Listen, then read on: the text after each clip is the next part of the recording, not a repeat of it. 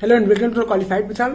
इस वीडियो में बात करेंगे कि अगर आप किसी भी गवर्नमेंट एग्जाम की तैयारी करो, लाइक आप ग्रुप डी की तैयारी कर रहे हो, रेलवे ग्रुप डी की तैयारी कर रहे हो, आप कोई सा भी एग्जाम जैसे कि एसएससी का हो गया या बैंकिंग कोई सा भी एग्जाम हो गया, एक चीज तो आपको जरूर ध्यान देना चाहिए, उस पर आपको फोकस करना चाहिए। अगर आपने इस चीज पे फोकस नहीं किया ना, तो फिर आप कितनी भी अच्छी तैयारी कर लें, आप कितने ब्रिलियंट हो, आप पुराने समय में कितने भी ब्रिलियंट रहे हो, पर अभी आप प्रेजेंट में अगर ये गलतियां करोगे ना, तो फिर आपका कुछ खराब हो जाएगा। तो कुछ ऐसी गलतियों पे बात करेंगे, ऐसे पॉइंट्स पे फोकस करेंगे, तो आपसे उम्मीद करूंगा कि उस पॉइंट्स को ध्यान से सुनना और उसको इंप्रूवमेंट करने की कोशिश करना, उसको ठीक है इंप्लीमेंट करने की कोशिश करना, खुद पे काम करने की कोशिश करना, ठीक है, जिससे कि आगे आने वाले समय में ना आप एग्जाम्स को क्या करो, अच्छे से डील करो। अगर आप गवर्नमेंट एग्जाम की तैयारी कर रहे हो तो सबसे पहले अगर आप यूट्यूब से तैयारी करते हो, ऑनलाइन तैयारी करते हो या ऑफलाइन तैयारी करते हो, ठीक है, कोई दिक्कत नहीं है, आपको जैसे अच्छा लगता हो वैसे तैयारी। मोस्ट ऑफ द टाइम आपको क्या करना चाहिए, दोनों चीज को मिक्स करके तैयारी करनी चाहिए। अगर आप ऑनलाइन भी करोगे ऑफलाइन भी करोगे, मिक्स करके करोगे ना, तो आपके लिए बहुत ज्यादा बेनिफिशियल रहेगा। सपोज दैट आप किसी सब्जेक्ट को पढ़ रहे हो, आप साइंस पढ़ रहे हो, साइंस में कुछ ऐसे टॉपिक्स हो गए, कुछ ऐसे एमसीक्यूज हो गए जो आपको उस टाइम पे नहीं आते हैं, तो उसके लिए आपको ऑनलाइन क्लासेस लेनी ही पड़ेंगी। अगर आप कहीं कोचिंग की तैयारी नहीं करते हो, कहीं कोचिंग वगैरह ऑफलाइन नहीं लेते हो, तो आपको ऑनलाइन वो चीजें देखनी ही पड़ेंगी। तो कहीं ना कहीं ऑनलाइन और ऑफलाइन दोनों का जो मिक्सअप होता है ना, वही एक बढ़िया तैयारी होती है।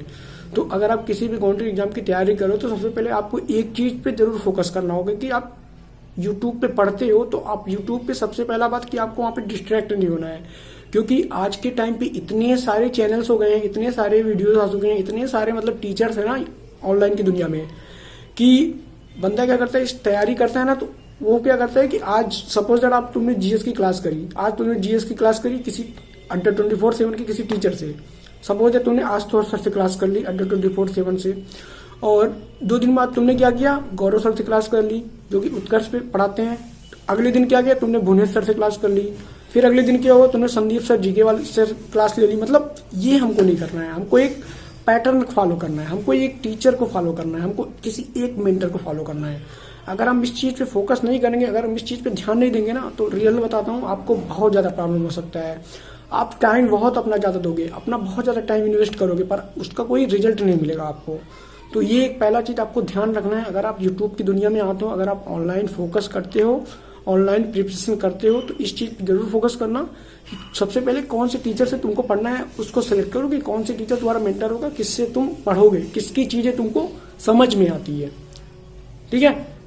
मे बी ये भी हो सकता है, कभी कभी क्या होता है कि हम किसी बड़े टीचर से पढ़ते हैं यूट्यूब पे, तो क्या होता है उस टीचर की बात हमको नहीं समझ में आती है। ऐसा नहीं है कि अगर गौरव सर पढ़ाते हैं, करंट अफेयर या जीएस पढ़ाते हैं, साइंस पढ़ाते हैं, तो वो बहुत बड़े टीचर है, बहुत अच्छे टीचर हैं, ठीक है, तो ऐसा नहीं कि वो उनकी बात हमको समझ में ही आए। तो तुमको अगर किसी छोटे टीचर की बात समझ में आती है, कुछ ऐसे टीचर को जो किसी छोटे चैनल पे पढ़ाता है या जो किसी छोटे लेवल पे ही पढ़ाता है, अगर आपको उसकी बात समझ में आती है तो आप उसी टीचर से पढ़ो। मैं ये कहना चाहता हूँ, ये नहीं कि किसी बंदे के कह देने पे यार किसी ने कह दिया कि भाई ये टीचर बहुत अच्छा पढ़ाते हैं, ये टीचर इनके उस पर इतने बच्चे लाइव होते हैं, तो आप उनका वीडियो देखो। मे बी वो आपको वो वीडियो ना समझ में आए, हो सकता है आपको उस टीचर की लैंग्वेज ना समझ, मतलब उस टीचर का जो पढ़ाने का नजरिया है वो आपको ना। इस चीज पे फोकस करना, ठीक है, ज्यादा से जितना कोशिश कर पाना इस चीज को निगलेक्ट करने की कोशिश करना, और देख लेना अगर तुम्हारे लिए जो बेस्ट टीचर है उसी को फॉलो करना, ठीक है, इस चीज पे जरूर फोकस करना। सेकेंड चीज क्या करोगे, हम रिवीजन नहीं करते हैं। जैसे हमने आज किसी सब्जेक्ट पे पढ़ाई करी, सपोज दैट मैंने साइंस का एक टॉपिक पढ़ा, रेस्पिरेटरी सिस्टम मैंने पढ़ा, तो रेस्पिरेटरी सिस्टम हमने पूरा पढ़ लिया, ठीक है, पूरा कवर कर लिया, पूरे उसके जितने भी उसके थ्योरीज थे मैंने उसको पढ़ लिए, ठीक है, मैंने उसके सारे एमसीक्यूज लगा लिए, मतलब सारे मैंने उसको कंप्लीटली मैंने पढ़ लिया। पढ़ने के बाद हमने क्या किया, उस चीज को रख दिया। फिर मैं क्या कर रहा हूँ, कल डाइजेशन सिस्टम उठा रहा हूँ, तो ऐसे ऐसे फिर डाइजेशन सिस्टम पढ़ लिया, उसके मैंने थ्योरीज कंप्लीट किए, उसके मैंने एमसीक्यूज कंप्लीट किए, उसके बाद मैंने क्या हुआ, फिर अगले टॉपिक उठा लिए। तो हम क्या करते हैं ना, वो जो टॉपिक हमने पढ़ा फिर उसको वैसे ही के वैसे रख देते हैं, ये बहुत बड़ी गलती होती है। तो फिर इससे क्या होता है ना कि 50% तुम भूल ही जाओगे ऐसे ही, मान लो तुमने उठा के रख दिया, तो वो कहीं ना कहीं धीरे धीरे क्या होता है, आपको माइंड से वो चीज फारगेट होता जाता है। तो इस चीज पे फोकस करो, रिवीजन पे फोकस करो। कोई टॉपिक अगर पढ़ के कंप्लीट कर रहे हो ना, तो फिर आने वाले लास्ट वीक के लास्ट में आप, जैसे आप सपोज दैट आपने 5-6 दिन पढ़ाई करी पूरे वीक में, छठे दिन क्या करो, जो भी पूरे वीक में पढ़ते हो ना उसको एक बार रिवाइज कर लिया करो।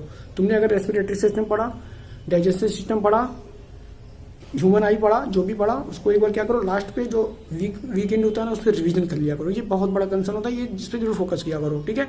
तो आई होप आपको ये भी बात समझ में आ गई होगी, ठीक है। थर्ड, आपको क्या करना है, आपको डेली बेसिस पे क्या करने हैं, क्विज लगाने हैं, क्विज लगाओ या फिर मॉक टेस्ट लगाओ।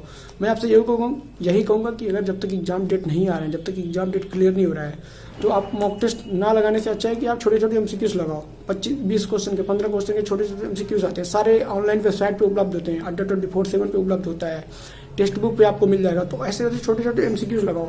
इससे ये होगा ना कि आपकी आप जो पढ़ रहे हो ना, उससे ये पता चलेगा कि आप उसके क्वेश्चन सॉल्व कर पा रहे हो या नहीं कर पा रहे हो, क्योंकि वो आपके लिए बहुत ज्यादा इंपॉर्टेंट है।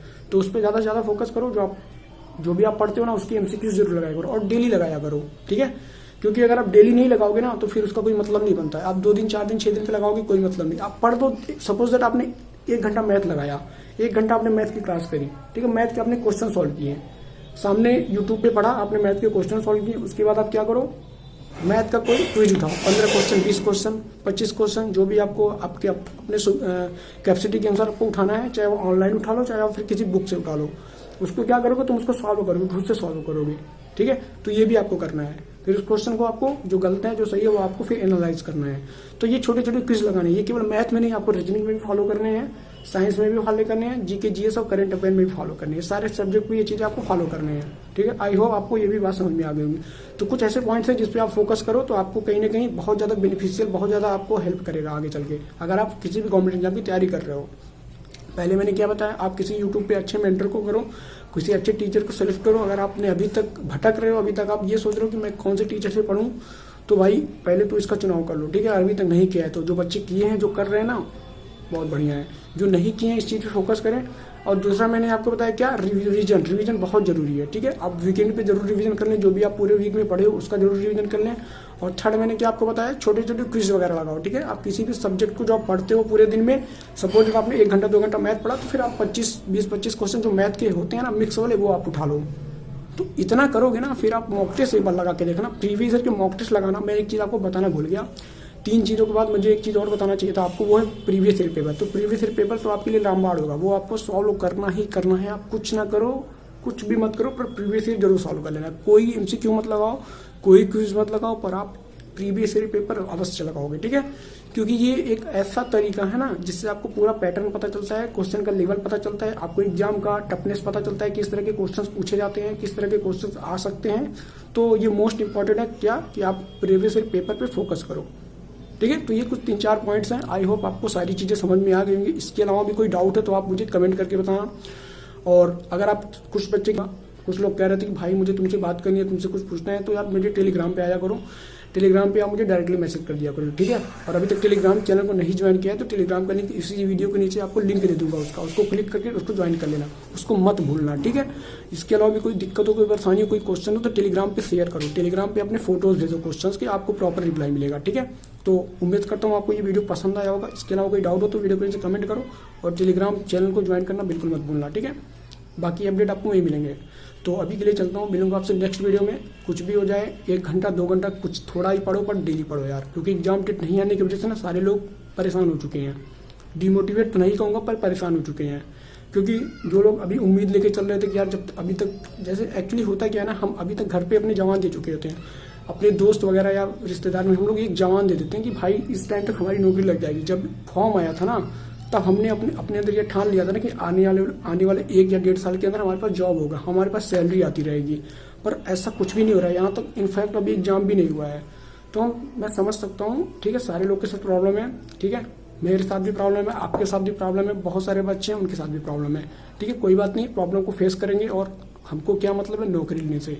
जिस दिन नौकरी लग गई ना, अपना काम तो हो गया भैया, ठीक है। बस नौकरी पे फोकस करो, नौकरी लग जाएगी, सारा काम, सारा दुख, सारा परेशानी, सारी समस्या खत्म हो जाएगी उसी दिन, ठीक है। तो बस नौकरी पे फोकस करो, और एग्जाम तो जरूर होगा, वैकेंसी निकाले हैं तो एग्जाम जरूर होगा, ठीक है। परेशान मत रहा करो, पढ़ते रहा करो, 1 घंटा 2 घंटा 3 घंटा पढ़ो, पर डेली पढ़ो, पढ़ाई मत छोड़ना। क्योंकि पढ़ाई छोड़ दोगे तो भैया जो मिलने वाला है ना, वो भी हाथ से निकल जाएगा, और पूरी लाइफ फिर घिसते रहोगे, परेशान होते रहोगे।